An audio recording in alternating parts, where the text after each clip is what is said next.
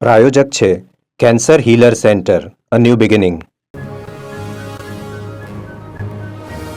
વિધાનસભા ગૃહમાં ઉઠ્યો સાયકલ વિતરણનો મુદ્દો. કોંગ્રેસે સાયકલ વિતરણ બાબતે સરકારને ઘેરવાનો કર્યો પ્રયાસ. સરસ્વતી સાધના યોજના અંતર્ગત આપવામાં આવતી સાયકલો ધૂળ ખાઈ રહી હોવા અંગે કરે આક્ષેપ. 2023માં એક પણ સાયકલનું વિતરણ ન થવા અંગે કોંગ્રેસે પૂછ્યા પ્રશ્ન. હર્ષ સંઘવીએ સરકારનો પક્ષ રજૂ કર્યો. 5 વર્ષમાં 7 લાખથી વધુ વિદ્યાર્થીનીઓને સાયકલ અપાઈ હોવાનો સરકારનો જવાબ. વરસાદના કારણે કાટ લાગી જતા સાયકલને કેસરી રંગ કરવામાં આવ્યો. વિધાનસભા અધ્યક્ષે સરકારને સૂચન કર્યું કે સરકારે દીકરીઓને સાયકલ સમયસર મળે તેવી વ્યવસ્થા કરવી જોઈએ.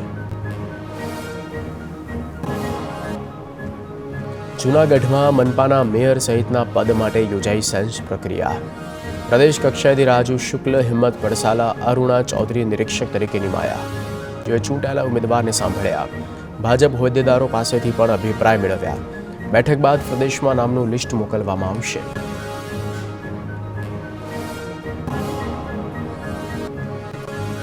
રાજ્યમાં ઠંડીની વિદાય અને તાપમાનમાં વધારો થવાની આગાહી.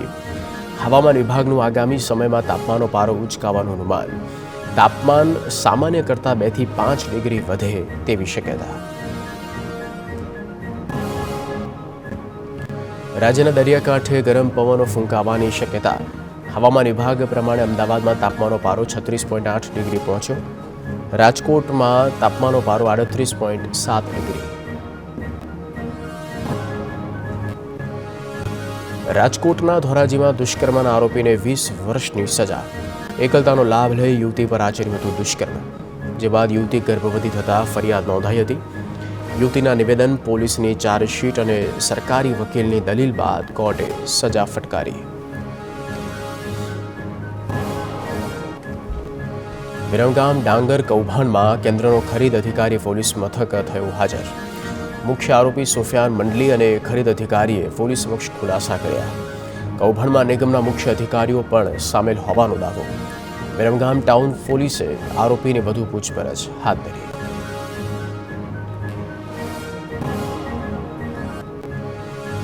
દેવભૂમિ દ્વારિકામાં શિવલિંગની ચોરી મામલે પોલીસને મળી મોટી સફળતા. શિવલિંગની ચોરી કરનાર તમામ આરોપીઓને ઝડપી પાડવામાં આવ્યા.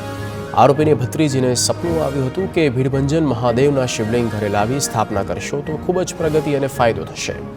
એટલે તેઓ શિવલિંગની ચોરી કરી હિંમતનગર લઈ આવ્યા.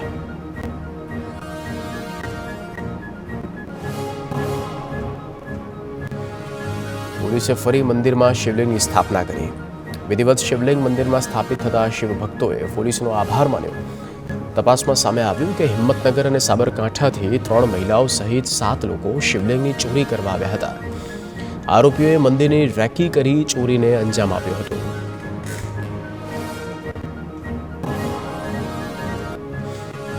સુરતની પરિયા જેડીસીમાં થયેલ ચોરીનો ભેદ ઉકેલાયો. પોલીસે 2 આરોપીની ધરપકડ કરી, જ્યારે એક આરોપી વોન્ટેડ જાહેર. તસ્કરોએ સનસાઇન મેડિટેકમાં ચોરીને આપ્યો અંજામ. પોલીસે 1,40,000નો મુદ્દામાલ જપ્ત કરી કાર્યવાહી કરી.